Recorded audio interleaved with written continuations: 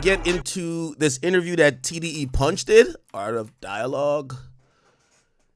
And he basically talked about Drake and the battle. And by the way, I do think that it is important. You know, I do agree with him on one thing. The further we get from the battle, no matter who you rooted for or who your favorite in the battle is, this was an epic battle for the ages. And with that being said, is that for the end of time, we're going to have people who were ancillary, who might have been in the studio.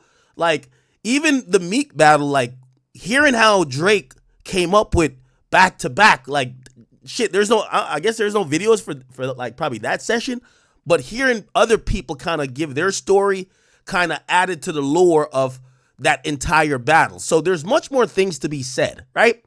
And over time, I would imagine, you know, Drake doesn't, like, in Drake's camp, he doesn't have a lot of people who talk, because we don't see, like, Chubb. Well, we never seen Ibaka. Well, I never seen Ibaka interview until he had to defend himself, and so he doesn't really talk. And Chubb's, we don't see a Chubb's interview. Preem might say a few things, right? But yeah. But when it comes to Kendrick, and Drake ain't really talking about it, like, he just kind of keep going. Kendrick ain't really talking about it. They just keep going and whatever, even if they're trying to subliminally diss each other, but they're not explaining shit right now. And I think at some point, you know, one or the other are going to have to dig into explaining their thoughts. But until then, we have to rely on these other ancillary people to kind of give us the details or the feeling or the thoughts behind certain things and certain moves, right? On Kendrick's side, Punch is one of the most vocal people about everything. This nigga got an opinion about everything. He's like the music executive version of, like, Taxstone, okay? In a sense of he's always tweeting, right? And he did an interview, and his interview with Curtis King is him speaking about what happened between Drake and Kendrick, how it went left, and then what happened during the battle. And so I actually, you know, before people are going to say I'm anti-Kendrick or anti-Punch, I do think, I think it's important that he's given his thoughts, and he's as close as we could probably get, to Dot, right? So they're starting with how the beef was started, okay?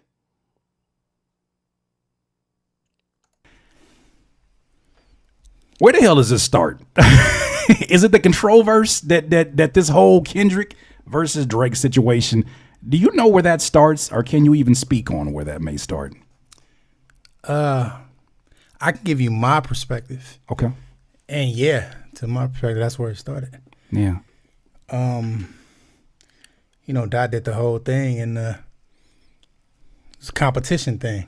Right. Not a I hate you thing. Right.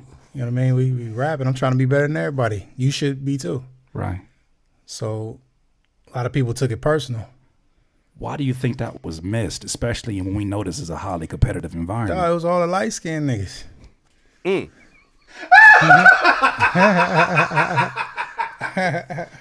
That's why I want to be traded from this team. I told y'all, trade me. My mama named me D''WAN. Bro, no, I'm joking, but I'm kind of serious at the same time. No, you're not. You're not joking. I'm with you. I agree. Pusha T was mentioned, right? Right. Pusha T tweeted Dot and said, "I hear you loud and clear, Kendrick Lamar." What's the confusion? Meek Mill seen Dot in the club. Yeah. Walked up and shook his hand. Said, "I got to get you back." You know what I mean? Mm-hmm. When my guy Cole seen Dot, they ended up escalating to the fight with him and Puff. Oh, no. You know what I'm saying? Then with Drake, he doing interviews like he really upset about it. He was very upset. That Elliott Wilson was telling. Right. And like that kind of threw everybody for a loop. It's like, huh? What we doing? Especially when once again I keep pointing back to the roots of things, and that. Let me go back to that Elliott Wilson interview with Drake where he was talking about it. Drake, Elliott Wilson interview, Kendrick. I remember it right here, right? Much? Nah, I feel like that's it. It's like, you know, he's the new guy to love, and of course, I mean, rightfully so. He's super talented, you know. But Thank you. But he's but he's like, you know, he is the underdog that's extremely hungry. You know what I'm saying? Ruger Red, thank you for the gifted. And he's doing his thing really well. And that verse was, he's giving people like moments, you know, like that verse was a moment to talk about. Are you listening to it now at this point in time? Okay. And then it was real cool for like, you know, a couple weeks. But like, if I asked you, for example, like, how does that verse start? No, if you remember. No, and like, No. now mind you, it'll go on in Complex and Rap Radar, give it like verse of the millennium and all that shit or whatever. But like, I'm just saying, it's like, you know, I remember like somebody like asking me, you know, or maybe it was you that was like, is Kendrick Lamar your biggest competition like in this generation or whatever? Yeah. And I think that Kendrick has like the utmost potential, man. Like, you know, I see Kendrick tomorrow, I'm gonna dap him. I didn't feel the way about that verse. I get it. I get the moment. Like, you know, he's a good guy. And like, Yeah, it just seems like Drake is downplaying it. It doesn't seem like he's salty here. It seems like he's downplaying it though. like, I know that verse had no malice behind it because I saw him 5 days later at the VMAs and it was all love. So it's like, he didn't come on there on some wild, like, yeah, I'm in New York, fuck everybody, don't look at me. Like, I'm the king. So it was one of those things, it's like, I almost wish he had come in there on that shit because I kind of lost like a little respect for the sentiment of the verse. If it's really fuck everybody, then it needs to be fuck everybody. It just can't be halfway for the sake of the people. But, you know. Now, let's pause it right there. And obviously, yes, Drake did talk about this on, there's another interview with Angie Martinez, I believe, and I think he did a West Coast or another interview that he talked about as well. I'll say this, and y'all gonna say I'm glazing, and if I say I'm glazing, it's fine. But I think I'm being honest. But my honesty comes with why I've respected Drake, despite, like, I don't know what you think his record is in battles, but I've respected the fact that he's always taken on challenges, right? I've respected the fact that him being a bigger artist, he could have ignored a lot of people and he still battled just for the sake of the sport. So when he says, well, he's trying to look into it as, wait, if there's no meaning or malice behind this, like, what are we doing? This isn't something that could really go on and do anything. But if you're standing on it, we could battle. I think that's what he's kind of hinted at, and I respect that. Now, granted, now, you know, after all of this battling shit, you're probably thinking about it differently. But if an artist is saying, I think he was trying to figure it out then, yo, Dot, are you trying to get into it with me? Like, I do respect that. That is hip hop, right? Obviously, some of y'all gonna be like, no, Ak, he's just being light skinned, which I can't change your mind. I'm saying, like, for real, that's just how I feel. I still like, when it comes to competition, I'm more worried about consistency. I'm more worried about bodies of work. I'm basically talking about, like, you know, there's one guy who's up every night thinking about how to get better and how to do things bigger. And, you know, that's Kanye West. He's like, he's always gonna be the guy. Yeah, he's kind of downplaying Kendrick in a sense of saying, yo,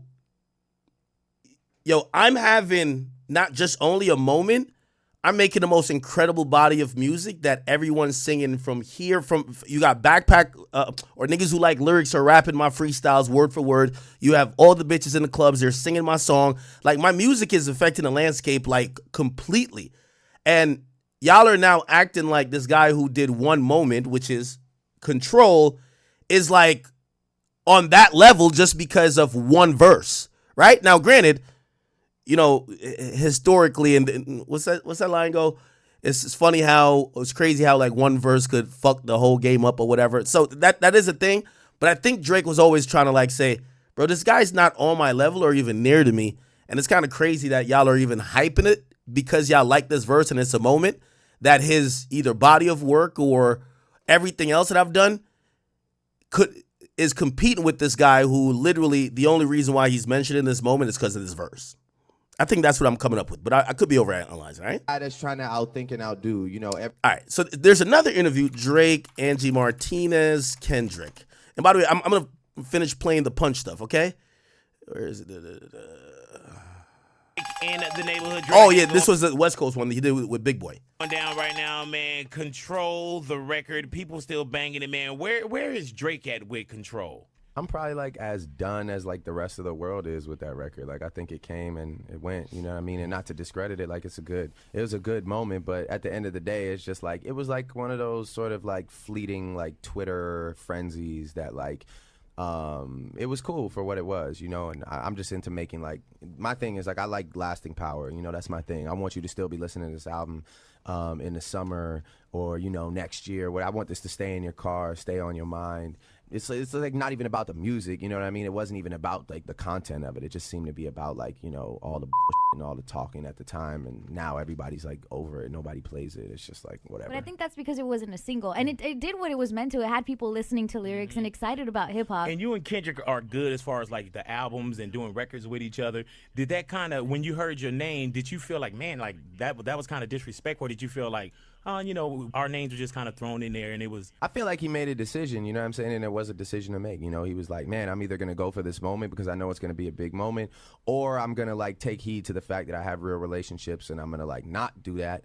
Because like, you know, I'll be real, like I've thought of doing that before. You know, I thought like, man, it would be crazy if I just went off on everybody. But it's just kind of like, where does it really get me? Then what?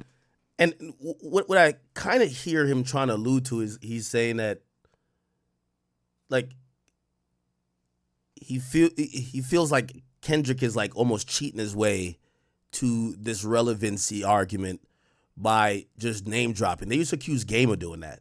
Game was known as the name dropper rapper, right? Where, you know, you drop a bunch of more relevant people's names or just even relevant people at all, and now people are tuned in. By the way, you know who also did that very early on? 50 Cent. 50 Cent dropped a record called How to Rob. And when he dropped How to Rob, he was talking about, like, I don't know if you guys ever heard the record. I know some of you guys love hip-hop here, so you should know. 50 Cent, How to Rob. People were super upset at him. Not really upset at him, but, like, I think he had mentioned DMX. DMX had, like, dismissed him and everything. But he mentioned all these people, right? So he said he would rob Kim Porter, Diddy, Bobby Brown and Whitney, Brian McKnight, Keith Sweat, Mace, ODB, Foxy Brown, Jay-Z, you see Trackmaster, Stevie J. Like, he named so many people, DMX, Joe, Timbaland, Will Smith, Jada, Silk the Shocker, Master P. And a lot of people, the response from artists, Jay-Z said, go against Jigga, your ass is dense. I'm about $1. What the fuck is 50 Cent, right? And what that did for 50 was that it kind of validated him, that like the artist kind of heard him and they responded. Who else? Corrupt, he responded. Missy Elliott, she responded. Wyclef responded. And there was something about yeah. Anyway, a lot of people responded, okay? So I think Drake is almost kind of saying, yo, a nigga just name dropping? Bro, that's like a really weak, cheap way of getting some type of relevance.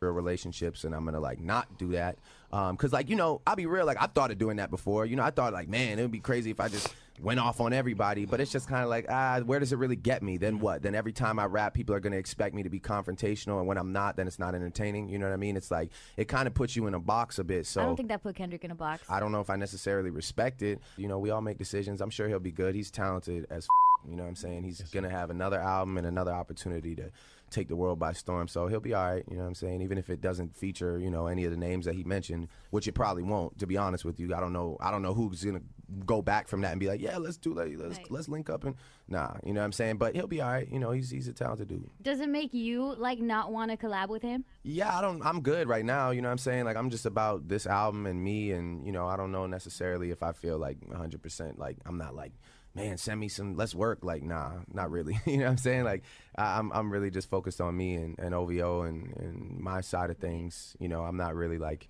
into doing like a record with him. No. So you and Kendrick, you will sleep tonight. Not together. Yeah. Oh, no. Yeah, that's what I always say. I sleep good every night. That's Yeah. what I say. Today's video. I'll sleep tonight. Okay. All right. So let's just kind of backtrack and go back to this. So this is about the control moment. We kind of heard how Drake felt in those interviews. And, you know, clearly Drake was just saying like, bro, I'm not feeling it because there's nothing real about it, right?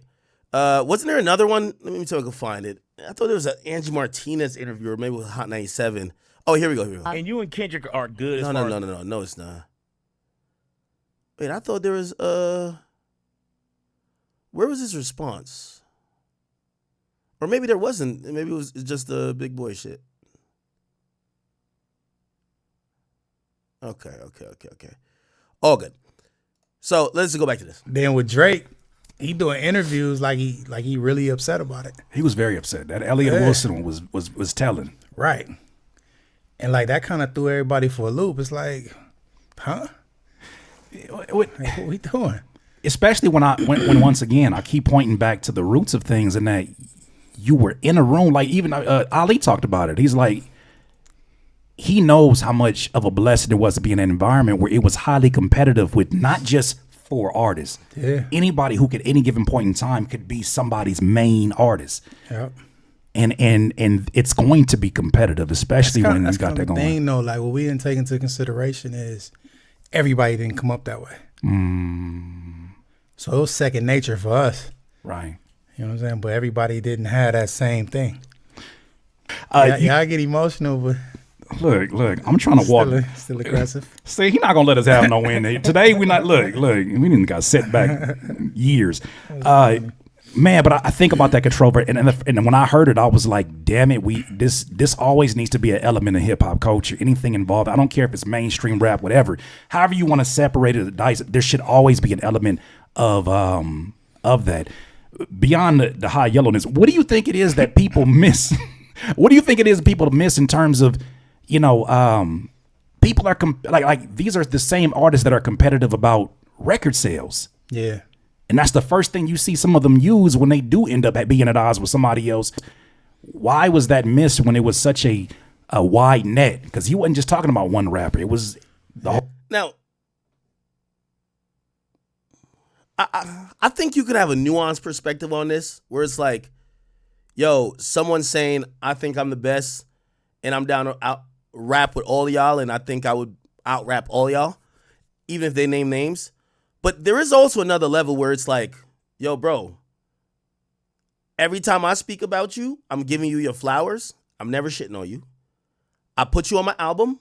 I brought you on tour. I'm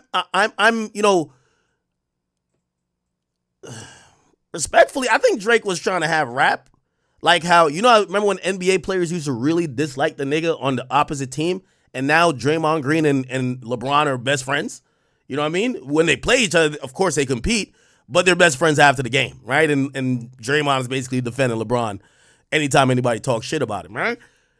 These days, the NBA players are pretty much friends with all each other. You know what I mean? Like in the offseason, they hang with each other. Like back in the day, they used to really have animosity. They wouldn't hang with each other, and it was really like, it was so competitive that it was real. I think fans like that factor of the league back in the day, but these days the players are making too much money to really have animosity against another guy making $200 million when, to be honest, what you guys could collaborate, make businesses, and do other things together outside of this shit. Like, so you end up seeing a lot of these guys being friends. They don't hate each other, they're friends. I think Drake was kind of trying to do that a little bit. He was putting his hand around, like he could have, you got to think about this. If Drake was looking at these guys saying, I want to make sure you guys' careers don't exist, he doesn't bring none of them on tour. He doesn't throw them alley-oops in terms of verses, collabs. He doesn't do any of that. You let them fend for themselves. You don't give them your platform, but he does. So I think there's a way to look at this to say, yeah, if I took you on tour, I fucking put you on my album, I'll give you a platform, I'm talking positive about you, and I hear you on the record talking about, now granted, the other side is, bro, this is rap, this is how we talk. Right? This is rap. This is how we talk. We're competitive. Like, I still love you, but still rap. You know what I'm saying? But I'm trying to be nuanced here, where you could look at it from both sides. Drake is probably saying, damn, I did a bunch for this nigga, and this nigga on the record talking like that. On the other side is like, nigga, bruh, harden up, pussy. Like, the fuck? Like, nigga, this is hip hop. This is how we talk. We want to out rap everybody. You know what I mean? And I think I could kill everybody in the game, right? All right. You could look at it either way, right? Whole years. Man, but I think about that control, and when I heard it, I was like, "Damn it, this always needs to be an element of hip hop culture. Anything involved, I don't care if it's mainstream rap, whatever. However you want to separate it, there should always be an element of that. Beyond the high yellowness, what do you think it is that people miss? What do you think it is people miss in terms of, people are like these are the same artists that are competitive about record sales. Yeah. And that's the first thing you see some of them use when they do end up being at odds with somebody else. Why was that missed when it was such a wide net? Because he wasn't just talking about one rapper. It was the whole gang. Even the people on the damn record with him. Yeah, right. Exactly. I don't know, man. It's just, I can't explain where that comes from other people. Right. Or why they feel the way they felt. To me, I know it was friendly competition. Right. It's like we on the court, we playing basketball. I'm trying to win the game. That part. Now, I get what Punch is saying, and I do think he's making a very reasonable take, right? Remember I said there's kind of two ways to look at it. If you're going to say Drake had right to feel whatever he felt, or whatever sentiment he was kind of like conveying in those interviews, you're going to say he did a lot for these niggas, and these niggas basically either seemed ungrateful or, rather than reciprocate love, they're talking shit. On the other side, it's like, nigga, that's not talking shit. That's just hip hop, right? If you have either one of those opinions, but more so the latter, well, why didn't Kendrick feel the same way when J. Cole defended himself against the Like That verse?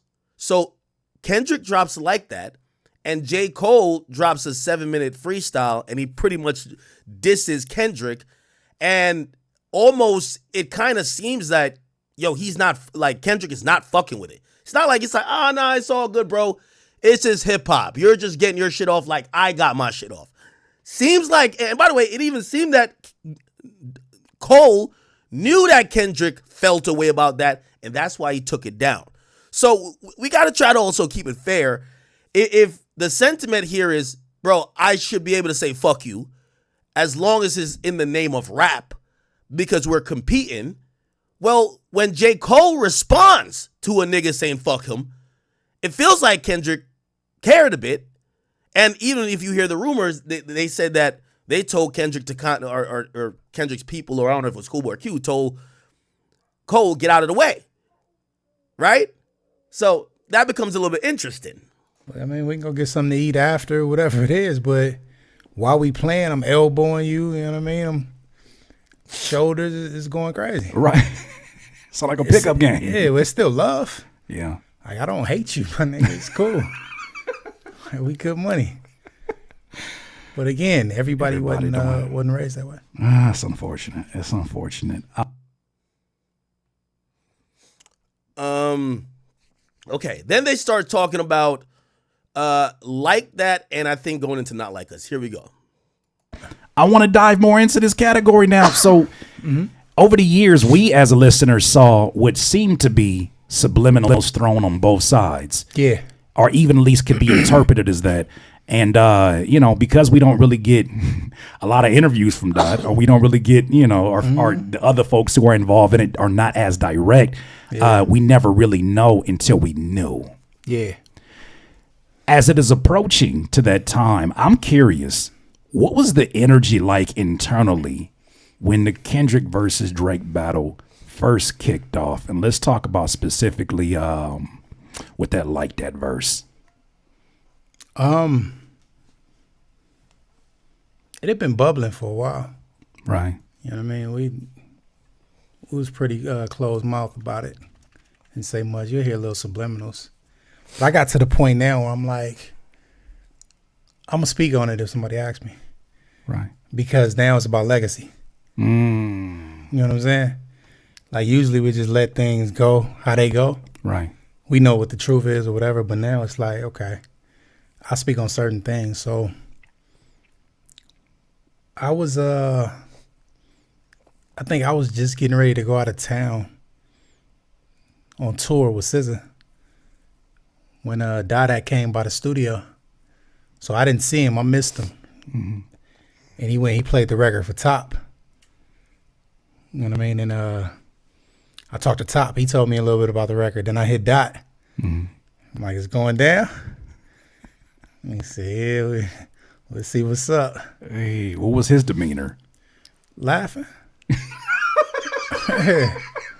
See, that just makes it even more crazy. Yeah. What you mean laugh? Just this is People think that it's so serious and this whole thing. Like, right. that stuff is funny. This nigga's from Compton, California, bro. That part. You know what I'm saying? Like, where you grew up at, it's serious over there. Right. You know what I'm saying? You getting shot at. You getting home invasions. You getting gang wars. Nigga, we talking about music, bro. So it's like, it's funny. Right. You know what I mean? So if I hear the record, I'm like, yeah, it's up. It's go time now, baby.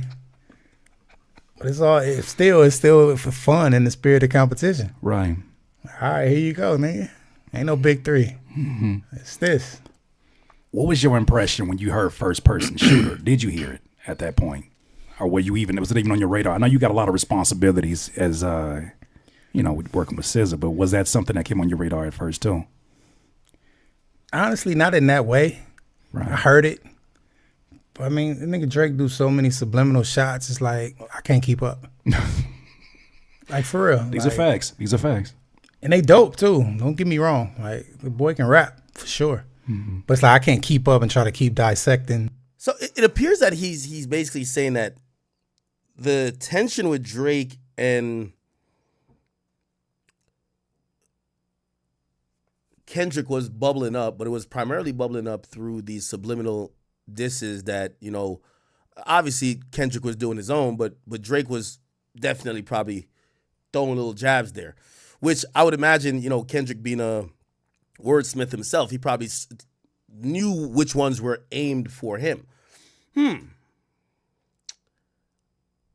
wondering why we don't get to the real shit, which is if this is supposedly true, right? And I got good word that it probably was, that Drake was trying to get him on the record, Kendrick, and Kendrick basically was on some shit like, no.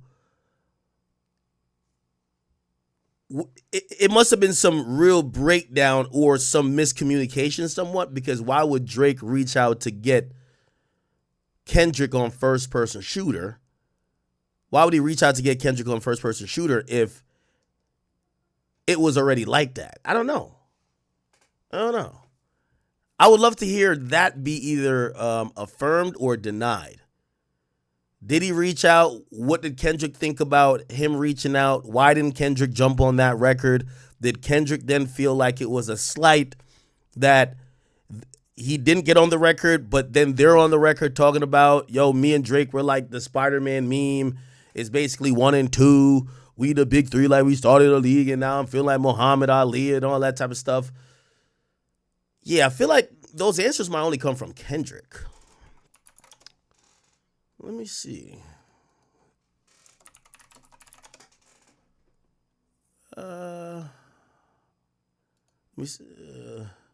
How proud were you to see Kendrick's Super Bowl performance and the full circle moment it represented?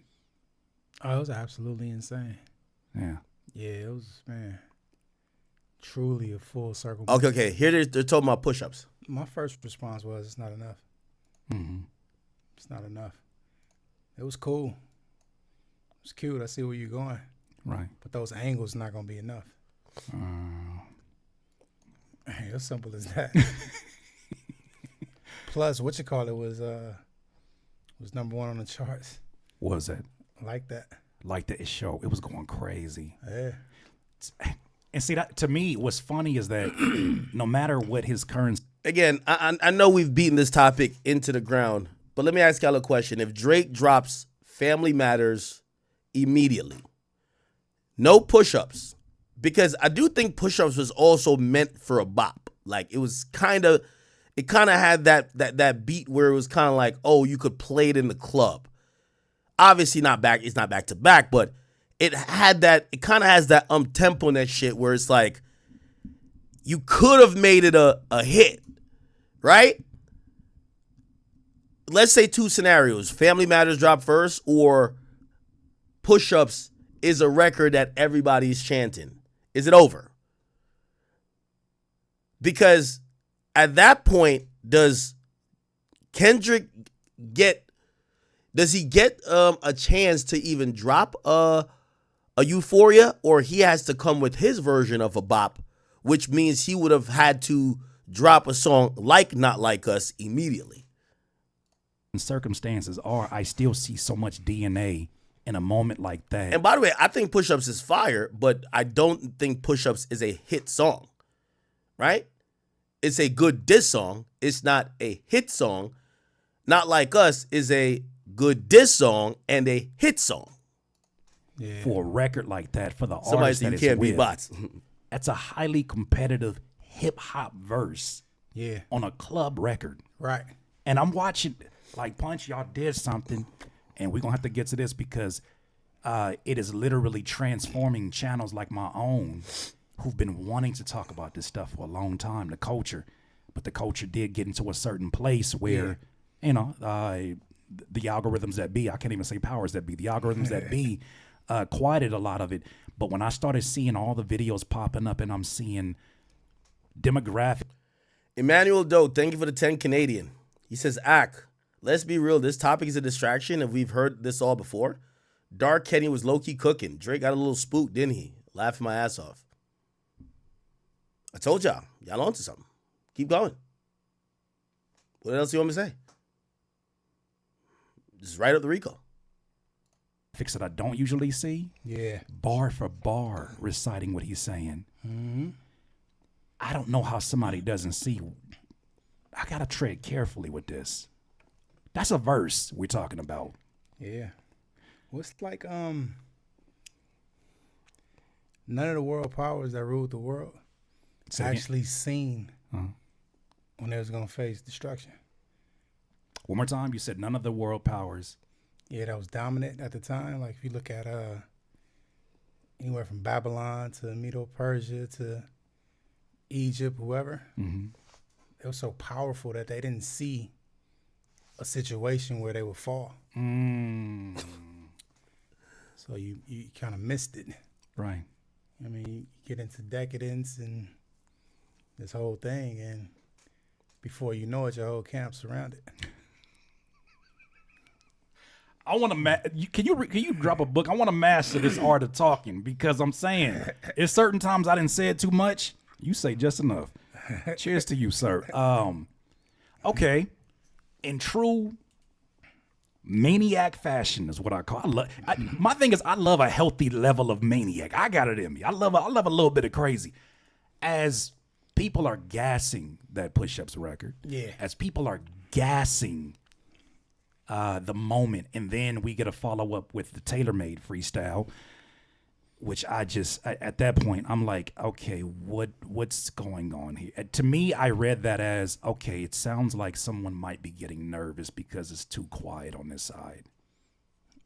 I read it as his first mistake. How so? Because to me, it felt like a mockery of the West Coast. Absolutely. So when you do that, you're going to unite it. You know what Hey, I'm a fair person. I think that's I don't look at it as a mockery. So number one, I don't look at it as a mockery. I actually applauded the move in the battle. I still like the song, but I do understand that element that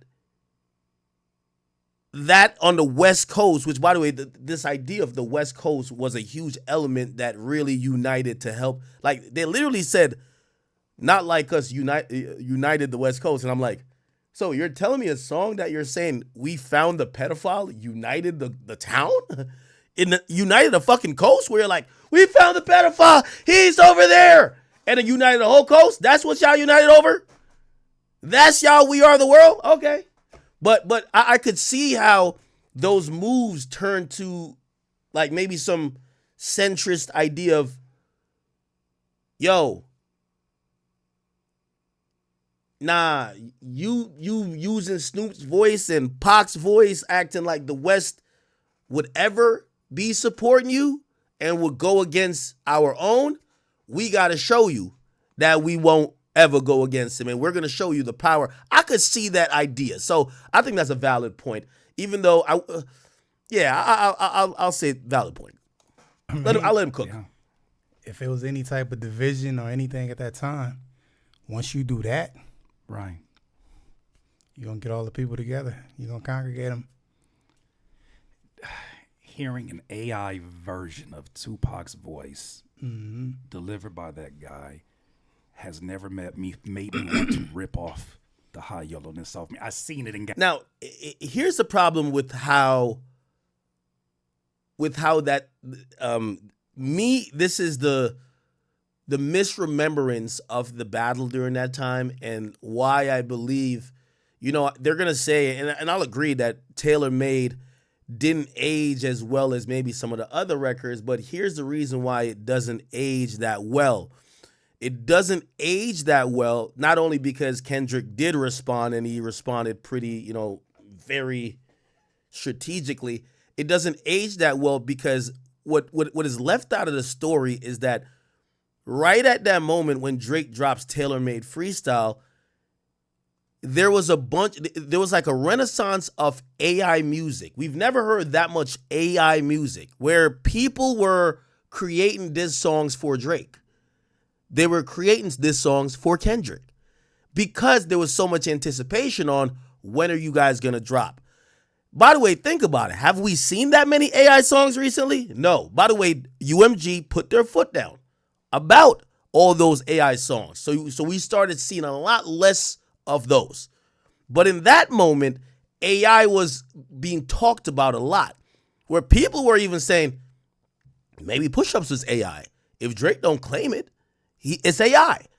So Drake, understanding that moment, he did a momentary reflex move by using AI with himself, but in a way to kind of almost poke fun and to jab at Kendrick, which in the moment I thought it was genius, because understanding how current shit is, and that is the topic about all these AI songs, great. Now, after the battle is done, we don't even think about AI songs anymore. You get to rewrite the narrative about Taylor Made, right? Taylor Made, the narrative about it now is that you dropped this song thinking Kendrick wouldn't respond, pompous as hell, and you also said, use the one line, use the thing they say about me on the Joe Budden podcast to try to come at me, which is the underage stuff, and then Kendrick says, okay, it's probably a minor, right?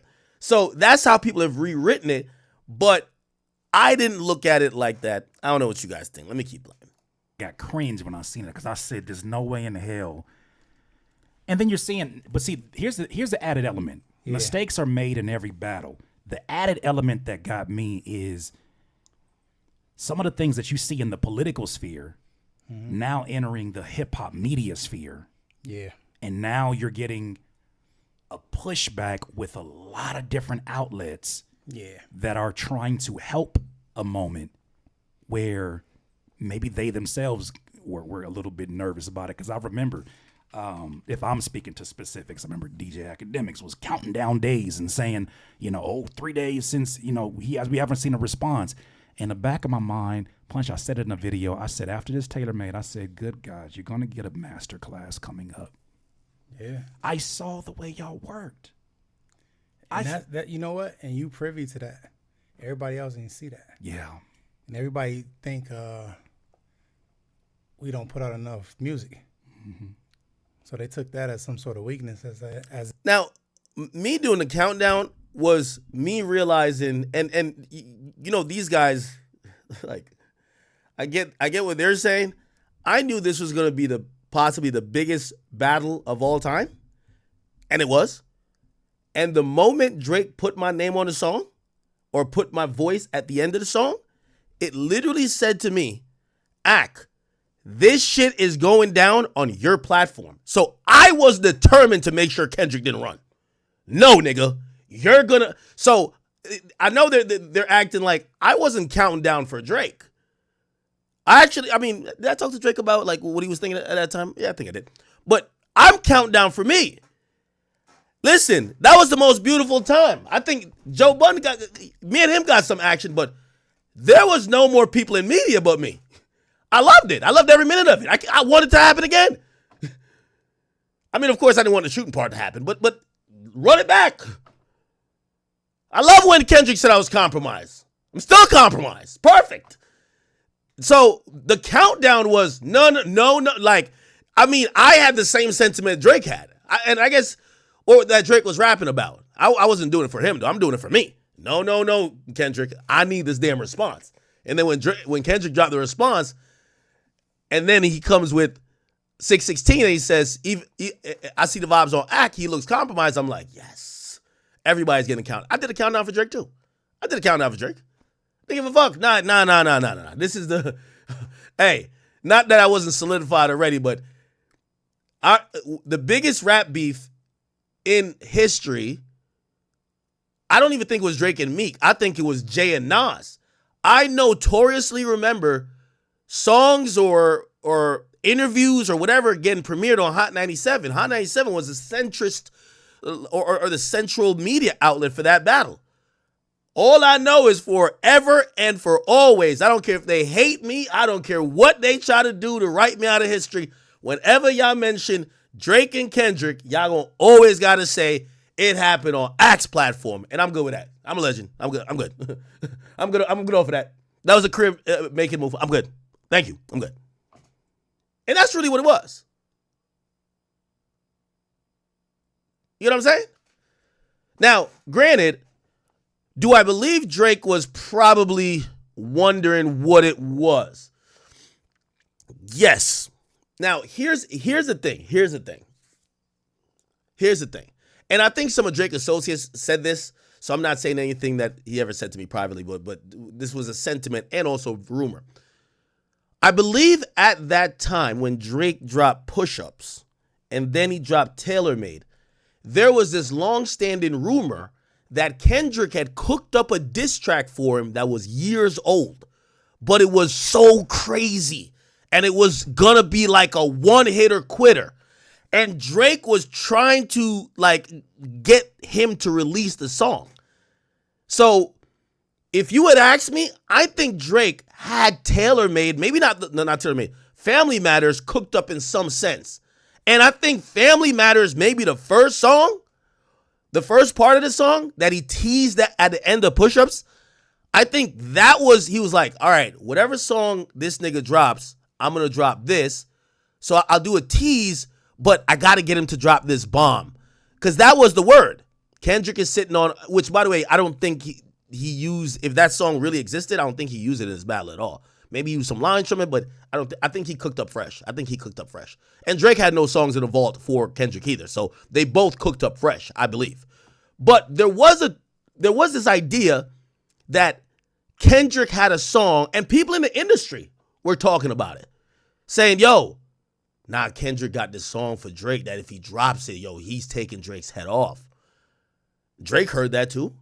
And I think Drake was like, all right, cool. Well, what would be the strategy here? Well, if we get into it, I need to get him to drop his atomic bomb quick. Because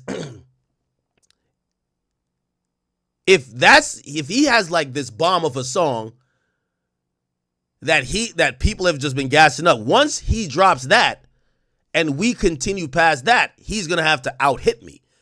And it looked like it don't feel like that was what Kendrick did at all, honestly. As if nobody's working. Right. And you yourself just said Solo would take a few weeks off, come back and put half an album down. Absolutely. It's like, for sure. This is the environment that you're second guessing. Well, being privy to it, I couldn't even see that. Even if you go back to it, right? Yeah. That put out an album every year and a half. Right. For years, all the way up to Damn. Right. You know what I'm saying? The only delay was contracts. Admit it. Big Steppers. Big Steppers is right. Okay. Why do the TDE guys never admit that the reason, like, Kendrick didn't take 5 years to write an album. He was just trying to get away from y'all niggas. And what I mean by that is he was trying to go build his own shit. Okay, he was trying to go build PG Lang, and I've gotten really good word that it wasn't because we heard Mr. Morale and the Big Steppers. That shit sound like it took 15 minutes. Nah, I'm playing, but it sounded like it took like 6 months. 6 months to create, right? Didn't take 5 years. The nigga was trying to get out of a contract. Now, did he keep it pretty? I don't know if you want to call it P, or he kept it pretty like clean, where you didn't see him online. Like we've seen Wayne online saying Cash Money is whatever, or cussing out Birdman on stage. We never seen Kendrick disrespect TDE, disrespect Top Dog, disrespect Punch. But were they working out these details? And also, not only with TDE, I would imagine, it's with Universal Interscope, right? Hey, we got to figure this out.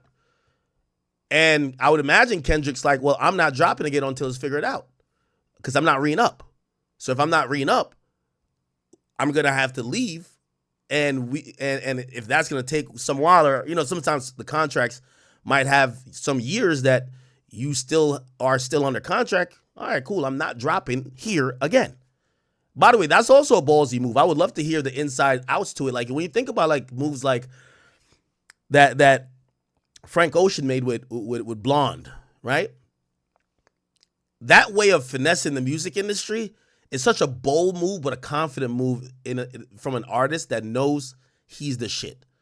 You know that you could get out of this situation, but finesse here, but fans aren't going to call you whack because of how you got out, because they know you're going to give them great music. Kendrick, I think how he waited for 5 years, I thought that was a bold move too. Except even though anticipation did kind of build, because Damn was such a great album, anticipation built by him not dropping, but it's still a bold move to be like, yo, coming off my biggest successful album, sold 603,000 records first week, I'm not going to drop for 5 years until I get the fuck off of TDE, build my own shit, help my cousin get on, and I do it on my terms, and people are going to have to wait. And if people got tired of waiting and they're saying, cool, I'm not that interested in Kendrick's music anymore, fine. But I'm going to just double down on my convictions. This is how I want to do it. So I give Kendrick credit for that. I would love to hear the reality behind it, right? Every time they talk about it, they just act like, nah, he just took 5 years. Man, he took 5 years because he was trying to get away from y'all niggas, man. And when I mean get away from y'all niggas, get away from being signed to someone. He wanted to own his own shit, right? He wanted to own his own shit. In that time, we had a full pandemic. Right. You know what I mean? Which people don't account for. Right. So it's like you got to give at least 3 years to that. Because you don't know the state of what's happening, what's going on with the world. Right. So from that, the narrative became, you don't put out enough music. Like, oh, you didn't do the history. Yeah. You missed the whole thing. This is why we're jumping around, because now I get to put a pin in this and say, I remember when Dot was dropping music all the fucking time on Two Dope Boys. Absolutely. And it was like it was to the point where he would have a single for his single for his single. Yeah. If you want to look at it from the old terminology of a music industry, putting out music was never the issue. Never. This idea that Kendrick didn't drop for 3 years, or for 3 out of 5 years at a hiatus, is because of the pandemic. It's completely like BS, right? I think we acknowledge that. And it's still not the issue. Right, we see that now. Yeah, hit the bomb on that one, Deshaun. I think we've seen those of us who are big fans of what Kendrick does, and man, it's dope for me to be able to separate me getting to know the person, but then also getting an opportunity to enjoy this and be like, yo, that what I went to Pac for, yeah, I'm getting what I was hoping to get from 3 Stacks at some point. Mm-hmm. He found a way to do it in his own way and make it his own story. Here comes the glaze. And from day one, he told you what the mission was. Yeah. And never strayed. Never strayed.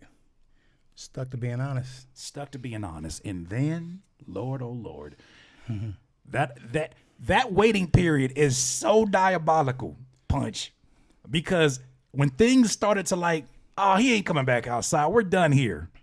It got quiet. Yeah. And then Euphoria drops. Mm-hmm. I'm sure that you heard Euphoria beforehand. What's crazy is, like I said, I had to go on tour. Oh, you had to go on tour. That's right. Okay. So I'm in Australia when it kick off. Wait a minute. Slow it down. I'm gonna be honest with you, and I think I've said this before. It's really close between Family Matters and Euphoria as the best diss song in that battle. When I first heard Euphoria, I was driving to the liquor store. It dropped like at 11 a.m. I'm driving to the liquor store. Don't ask me why I'm going to the liquor store that early.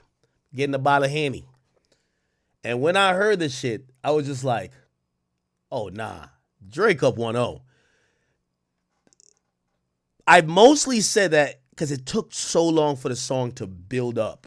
It took a while for the song to get to the point of where, you know, beep, beep, beep, beep. Like, you know, and I said, this slow, want to be strategic way of responding to Push-Ups, a record that's, yo, it's the beat drops immediately. Kendrick is on the timing of thinking, let me give you 300 bars, while Drake is on the timing of, I'm going to drop the hits. In hindsight, Euphoria, I've given credit for being the blueprint of his strategy book, breakdown that's cerebral. It's a really amazing song. I've said that, like, conceptually, the beat changes, production wise. I like Euphoria a lot. I can't even lie. But when it first dropped, I scored it. And by the way, here's the thing how I scored, because I think my scoring was different. If I put it against Push-Ups, I think, did I say Push-Ups won? If it was against Push-Ups, even though low key, I was actually saying Push-Ups responds. Yes. So like that responds to first person shooter, and Euphoria responds to Push-Ups. Right?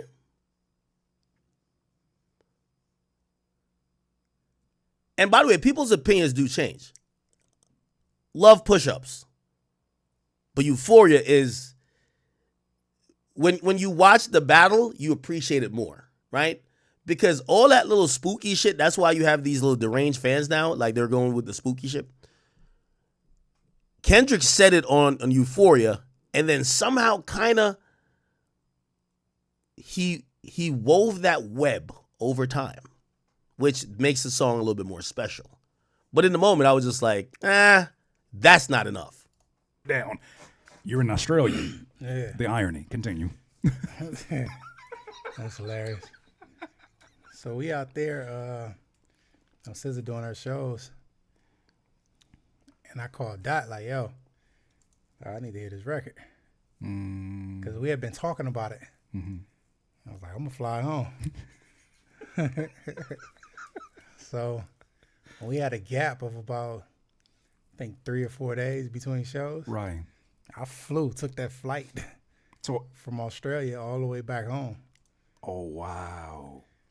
Went to the studio. He pulled up on, it was a Room Full of Mirrors session. Yeah.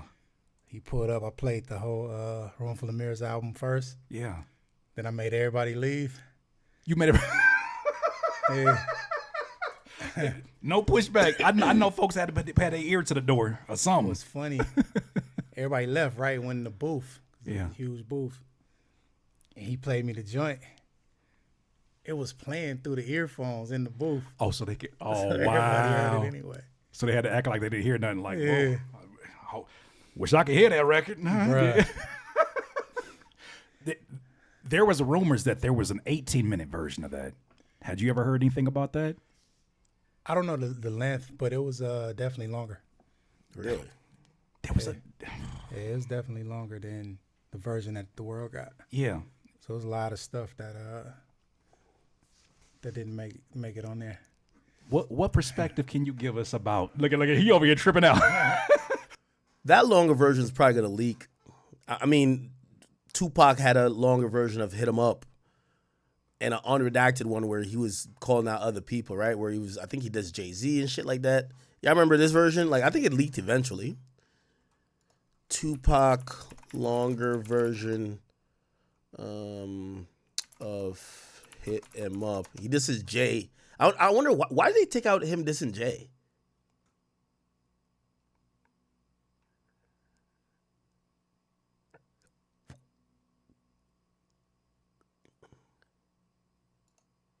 Suck ass. Right. Smoke enough crap. Tupac had the attic. Respect from a damn smoke. Nah, I think it this him on the outro or something like that, right? Oh yeah, the original with the Jay-Z diss. I wonder why do you take out a Jay-Z diss? To back the fuck up when you get smacked, you motherfucker. Now when I came out, I told you it was just fuck Biggie, fuck Bad Boy as a staff, record label, and as a motherfucking crew. And if you want to be down with Bad Boy, Like, I can't play this full thing on YouTube. fuck you too, Jay-Z, Lil all of y'all motherfuckers. Fuck you, die slow, motherfucker. Yeah, he took that part out. My fofo make sure all y'all kids don't grow. You motherfuckers can't. Yeah. What perspective can you share with us about? Somebody said Jay-Z had Tupac shook. Nigga, shut the fuck up. Never in a million years. The version we never heard. It was just some things in there that I didn't think would have been beneficial in the long run to put in there. So I gave him my input on that or whatever. So he took some of those things out. Now, Kendrick infamously said, I got 1, 2, 3, 4, 5 plus 5 in stock. I know I'm moving up, but I want to ask this specific question because I still want to walk down the timeline. Have you had a chance to hear the Mother 5 in stock? Nah. Okay, so moving along the timeline. We talked about, so what is that? That is Euphoria. And then what is the next one we get? We get do we finally get we don't get Family Matters. There's another one that was a leak that happened in between. We get 616 in LA. Right before that is That's the timeline that I had to think about. So 616, you know what's crazy, Punch? oh, he has that Buried Alive. That's the one I was talking about. I know I always miss that one because I didn't listen to that one. That's the one I didn't listen. At this point, I said, I have this theory, and I'm just going to put it out there. I'm not putting words in your mouth, but I have this theory that he started just dropping shit to see what Dot was going to do next because he wanted to see his damn self. Man. Because this was pure cinema. Maybe, I don't know. I know it's tough when you engage like that. Right. To deal with silence. Because silence become a whole different enemy. Right. That's the Absol calling, by the way. Yeah. Should I go ahead and... You mind? Nah, for sure. Hello? Hello, Absol? Here we go. Look, God, you know that I'm a work in progress. I just gave you Mr. Morale, which to me now, in retrospect, feels like almost like a purging before engaging in such a thing as this. How did you read 616 in LA, and what made it unique to you? So again, everything is wrapped up around this Australia trip. Right. After I heard Euphoria, I flew back. I gotta be here for this. Right. I flew back on tour. Euphoria dropped. I don't know. I think it was the next day maybe, or I don't know how long it was after that, but I heard 616 when I was getting off the plane coming from Australia. Wow. Yeah, so to me, I just took it as he was telling to think about this whole thing before we go too far. That's what I took it as. It's like, just, think for a second. Right. You know what I mean? I'm telling you certain things. Like, really think about where you want to go.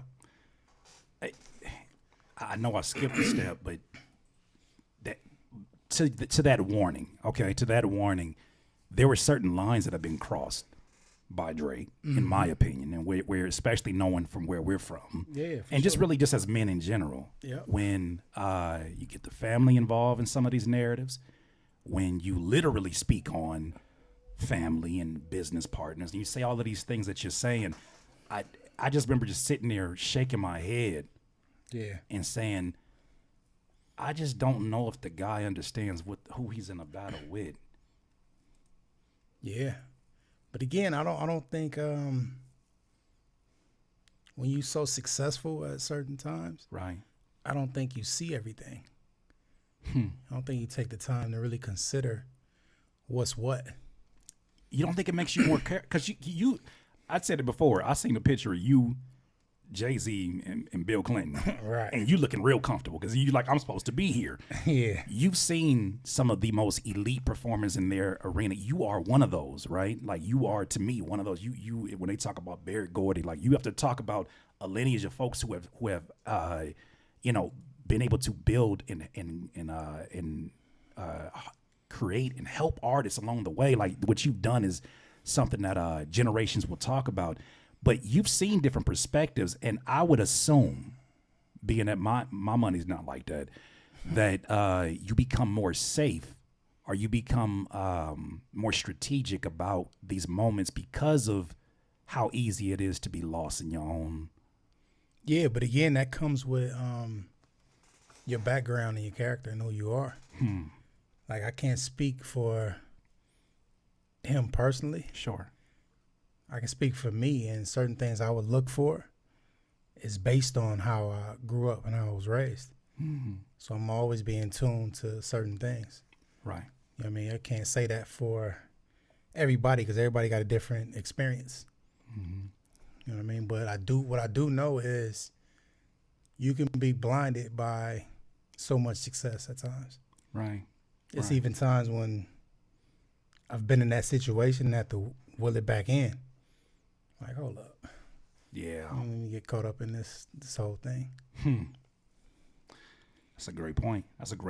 And it leads us into probably a moment that some will say for his side was a moment where he, I guess, finally decided to take it serious in some people's eyes with Family Matters. And one that felt a little bit more direct, and one that felt like he was, attempting to, I guess, get into more of his lyricism bag to a certain degree. Yeah. The thing that struck me about that song, because shout out to my dog Stevie Crooks. He always says, like, the problem with the audience is that they get too quickly hypnotized by the beat. Yeah. And they don't really necessarily pay attention to the things that a lot of us are paying attention to, and they don't see what the substance is. I listened to that, and I was like, all right, here we are now 4 songs in, and we talking about Buried Alive, and he still hasn't done the Drake thing. Yeah. There's no singing hooks. There's not even a back-to-back or a charged-up situation. There's no club records. I know you can't speak for what his strategy was, but how do you interpret seeing that approach now that we're at Family Matters? Because it's a very different approach than you've seen with Pusha T and all these different folks. I had the same excuse me, I had the same thought with Family Matters that I did with push-ups. And it was that it's not enough. It's not enough. What makes it not enough in your eyes? I think another mistake that they made was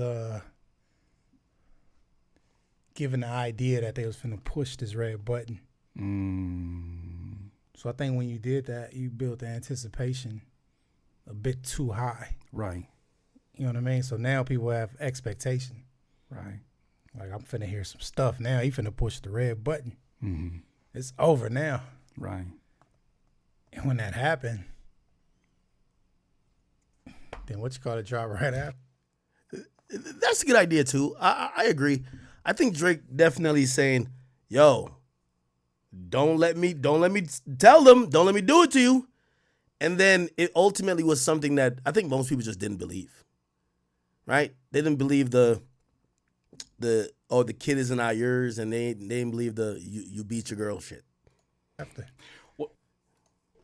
Okay, to that point of the red button. And I'm talking about just generally overall in the culture, because if they believed either or, it would have been a big thing. Instead, I think it was only like parroted by mostly people who like Drake. But the culture wasn't like, damn, no way. Kendrick is taking care of another man's child. Look at this like affair, blah, blah, blah, blah. They weren't talking about that like that. Yeah. Y'all stay pretty even keel no matter what's going on. Y'all don't let the elements around you change what your strategy is.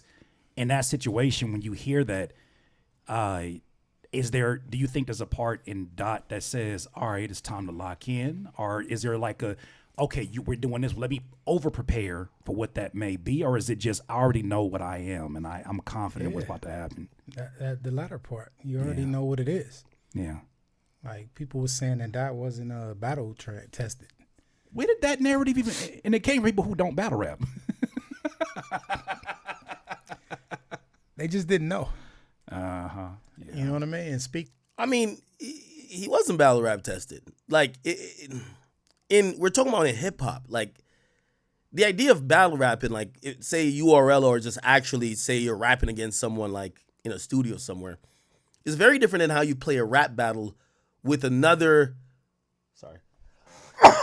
mainstream rapper in the industry. Like, it's very different. There's a lot of moves. There's a lot of things you have to do. And who did Kendrick take on? Like, he would drop songs. The niggas would respond that he calls out. Then he would never respond back to them niggas. Right? The nigga dropped Control. There was at least 4 or 5 people who responded. If he would be battle tested if he said, I Meek Mill, handle this. Or all those other people who responded by at least trying to engage with them. I didn't see him engage. So I think that's where the idea comes from. Speaking on things that they didn't know about. Right. When I saying that, I'm listening like, hey, all right. I hear you. But it's like, Dot was fully prepared. Mm-hmm. You know what I mean? With I'm starting to drink songs chat. written, he was fully prepared. Right. You know what I'm saying? So, I don't know, man. But it's like, you got the anticipation that his red button, that thing drop. Mm-hmm. Grab a cup. Okay. Oh, you got dirty. You went far. All right. Yeah. Let's go further. And further he went, because damn it, after that song, they couldn't even have enough time. There wasn't enough time for them to put a piece in the oven. Yeah, for sure. There wasn't enough time to even put a piece in the oven. You couldn't even watch your favorite sitcom because damn near less than 30 minutes later, Meet the Grams happens. Oh, yeah. Here's where I, as a listener, say, this is what makes somebody like a Dot so dangerous, is that I still don't feel like throughout those songs, and maybe you read it differently, I didn't hear an angry Kendrick in that. I heard one that was like, I'm warning you. I'm telling you. Okay, let's have a discussion beyond this show. Let's talk about the person behind this performance. Because now you involving my manager. Now you involving family. Now you doing all of this stuff. Okay, well, let's really talk about you and Meet the Grams or something where it was like, and some Alchemist beat.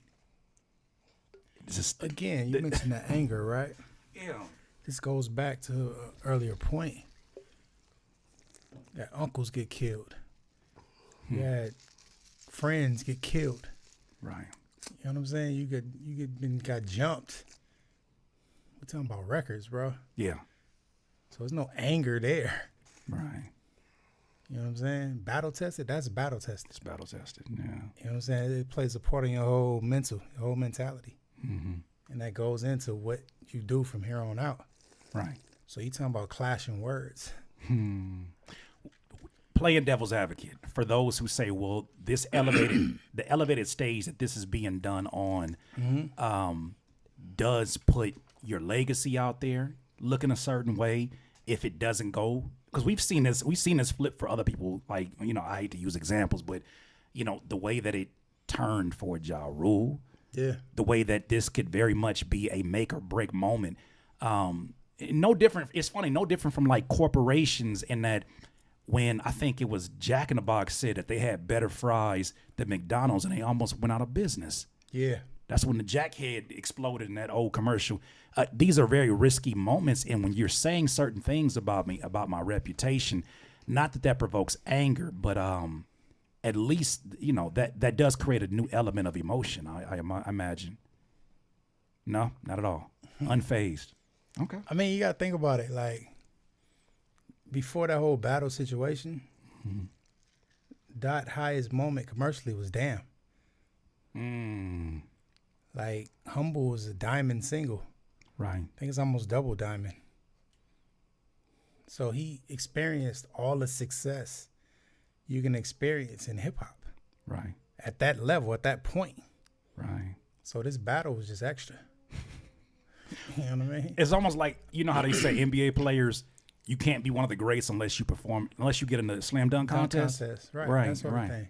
That's how I kind of read it too. Because I'm like, at this point, we know he is who he is on his own. For sure. With the team and everything that's been, like, we know that there's no doubt about that. There's nothing about it needs to happen. But you know how the analysts, it's funny how much the shit that's happening in hip hop media mirrors the stuff that happens in sports journalism. Yeah. And that if LeBron James loses this game, his legacy is on the line. Right. And it's like, we're just going to negate everything else that came up, conveniently negate everything that came before that. That's human nature, but it don't work that way. Yeah. You know what I'm saying? Your legacy is based on a career span. Right. It's not based on one moment. That moment is a part of the legacy, but it's not the legacy. Okay, so Meet the Grams happens, and oh my God, I listened to that record, and this is where I'm like looking at it, I'm like, to me, it's that Mamba mentality, and it's a reason why when Dot sat across from Kobe, and Kobe said, who reminds you of yourself in the music form, and he said, of course, Kendrick, without a doubt. Yeah. I looked at this and I said, all of those, going back to the moment when I told you, when I heard a record where they all everybody in TDE played the role of a different member of Wu-Tang for fun. Yeah. It wasn't a record where they were like, oh, we do this, we're going to go crazy on the blogs. And no, that was a record that they did because of the love of the sport. Hey, that's a song. I was on that song. You was on that song too. West Wait a minute, Coast who did you play on that one? Or who was you? You really? I know I gave them young boys a run for their money. I know you did. That's why I don't buy it when y'all hear you talking. I'm like, Punch know he nice. Punch me know what he nice. Because I be listening. I'm listening to a Room Full of Mirrors record this morning. I was like, it's a certain demeanor, it's a certain confidence that you gotta have to talk like this. Yeah. And like I try to tell artists when I do music critiques. Yeah. Ali said this too. He was like, there's a certain level of confidence that is built within your silence too. Mm-hmm. A lot of rappers try to overtalk the moment. Okay. And those moments where you just like, I just want to get to the not like us. You know what it is for me? And it just hit me that nobody can do me better than me. That's a mental, but they can't do me better. Basketball analogies. Up to I need somebody. Hey Curtis, I need you for a record. Yeah. You need me to do what? Right. We got rap transparency. Sure. Man, that's incredible that I'm talking to you after reacting to all of these clips. And they're like, man, shut up, bro. You ain't gonna get no interview or nothing. Yeah. How you feel right now? Stupid. So Kendrick circles the block and comes back with Not Like Us. A day after, like I said, this whole thing happened in 5 business days. I don't think people will recognize how quickly of a wrap up this was until we do the 1-year anniversary this next coming week. Not Like Us. Yeah. First of all, why do you think people didn't think he was capable of being the one to get a record off like that? Because I heard that narrative a lot where they were like, man, just wait till Drake drops the hit record, and when that happens, it's a wrap for you guys. I'm like, you act like this dude ain't the songwriter that you just described in the beginning of this conversation. Yeah. You know what? Well, somebody made the point. I think it was maybe Ebro or somebody when he said that Drake fans aren't necessarily hip hop fans, and that plays a huge part in it. That's such a horrible point, right? So, you see, Kendrick fans are pretty much a monolith. You can't like Kendrick Lamar if you're not into super lyrical dexterity.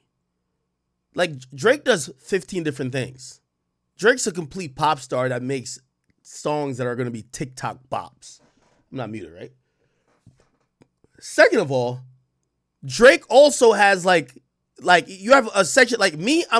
I like Drake rapping. Sometimes the R&B, I love the R&B too. But like to say that if you're a Drake fan, you're not a hip hop fan, it's like no. There's certain women who they don't listen to Do Not Disturb. Like they wouldn't put on a 5 a.m. in Toronto. They don't want to hear 9 a.m. in Dallas. They don't want to hear 6 p.m. in New York. They don't want to listen to that type of stuff. They don't want to hear Middle of the Ocean. They want to hear Jaded. They want to hear, that's how they talk to Drake. That's how Drake talks to them. Drake is talking them through their emotions and feelings and all those type of things. And that's why I don't like when people try to devalue or just like erase what a nigga is done. Not because he does 5 things means that, no one who likes him for pretty much the main thing. That's why he's relevant. If you ask me, it's because his ability to rap, right? So I do think Drake has a bunch of fans that are hip hop fans, but does he have certain fans that just might want to hear him sing? Yes. Hear him do R&B? Yes. People who like, they're like, oh, I like Drake, but they'll play, it's like older people, they'll just play like Hotline Bling or something. They'll play a pop song of his. Yes. And do those people not really give a fuck about his rapping? Yes. But is there like hordes of people who listen to Drake and want him to even rap more? And actually, I'm one of those people who criticism of him over the years has been like, bro, you're starting to kind of, remember I said even with First Person Shooter, I was mad at Drake. I said, Drake, you've never let J. Cole wash you ever. You've always given that boy belt to ass lyrically. Yo, your pen might be getting a little bit rusty. You're rapping with Yachty a little bit too much. Because I've always known Drake rap with the best of them and always out rap. I'm telling you, Drake gave Kendrick the beat too. Any collab Drake did with Kendrick, I always thought that Drake outdid him lyrically. My personal opinion, y'all could weigh in. But the idea that if you like Drake, you're not a hip hop fan. Well, why would Drake get his biggest come up from being hip hop then? If hip hop fans aren't his core audience or aren't the people who like him, why would he do hip hop? Anyway, so a lot of the talking points and ideas is not based on hip hop, but it's based on love for Drake. Damn. Wow. You know what I'm saying? So it's like, if we love hip hop and we have a certain kinship within that, right, we're going to be able to admit where our favorite was wrong at some point. Sure. You know what I'm saying? The other guy that ain't our favorite was better or whatever that might be. He didn't have it that day. Right. That don't happen with a lot of Drake fans because they love him to death. Yeah, he can't do no wrong. And that's just it, which I feel that. Cool. Right. Great. But it's like, I think that's where that narrative came from, and it's based on back to back. You know what I'm saying? The song or the song. The song itself, okay. Drake's song, back to back. Right. That's when he got Meek with that.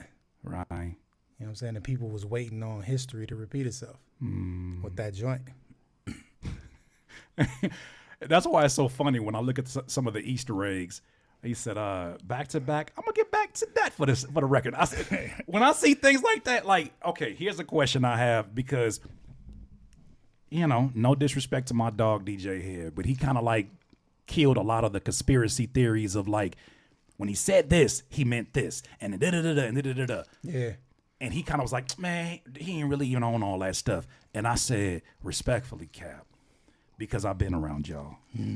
And I've talked to y'all. Last conversation I had when I went to go visit even the homie Daylight, the casual conversations we have are not normal conversations. And I can only imagine what it's like in the family dynamic at TD. I saw some of these. Y'all are brilliant minds. Appreciate that, brother. I don't look at anything of this as accidental. So when I see some of these things, yes, sometimes when it's your time, certain things will connect. Yeah. But how much of that do you think was calculated on the part of Kendrick. It's super calculated. Right. Yeah, you calculate a lot of things. I mean, I'm not gonna sit there and cap and say that everything was Sure. You know what I mean? Because some people just reach and they figure, for sure. I'm looking stuff. I'm like, come on now. Right. But the majority of the things are calculated or taken into consideration. Right. You know what I'm saying? Y'all are well worked. Y'all are well read. Y'all well versed. The kind of references that I heard you even bringing up today about the Egyptians. I'm like, you casually say that. Right. This is what drives all of the energy with it. Like, nah, he meant that. Nah, run it back. Run it back. That's a quadruple entendre. It's funny. I never forget. Soul came to visit me when I lived in Rancho, and he told me, he said something like, I got both hands in the pot like I'm ambidextrous. And he said, you corrected him about it was something about that detail. And he was like, man, he's like, but see, that's why Punch is so important, because it's moments where I'm like, I'm in my bag. And he's like, no. You, what did you mean when you said that? So when I know that kind of detail, Felt like no. Okay. Drake's talent and skill as a. By the way, I still also think that people. I think it's hate that people say that the Hard Part 6 is trash. I don't think it's trash. I think people weren't feeling the angle in a diss battle to not be on the offensive and to be on the defensive to say, what are you talking about? I'm not a pedophile. I think people felt like, it was a different tone to the songs and a different tone to what Drake was putting out. I think that's why they call it trash. Lyrically, that song's not trash to me. It is not trash to me at all. And two, for the record, I gotta say I'm probably the most unbiased when it comes to this situation. Like, I respect Drake's talent and skill as a songwriter, as a MC. Right. You know what I mean? All the success he had. Even conversations I've had with him, like, always been a cool dude. Like, I had to clear the scissor record for him or whatever. So, like, I don't have no beef or malice towards him. Right. It's that he's battling my guy. So, What you think is going to happen? it's up. You would do the same thing. Yeah. So, you know what I mean? But when I heard that record, it felt like defeat. Like, he felt exhausted. Yeah. Like, vocally on the record. That's why after I heard it, I wouldn't put good battle. Oh, you put that on Twitter, right? Yeah. Yeah. I remember that. It did feel like, I mean, he did that at a time where it was like the other record was taken off in a way where even if that wasn't a diss song, that would become the primary focus of whatever company is attached to it, because that song took off with gasoline draws. Here's my theory on Hard Part 6, which I thought was really interesting. After, as the West Coast might say, after Kendrick marked that nigga out, I'm just playing. After Not Like Us dropped, and he said, this person in the crew, this person doing this person doing this, and I feel this way about you. Drake decided to do his own addition to the Hard Part series, which anybody who's a fan of Kendrick understands how important these records are, as almost like photos in a photo album. Yeah, for sure. To remind you of where I'm at, right? And as he gets to Hard Part 6, Soul calling again.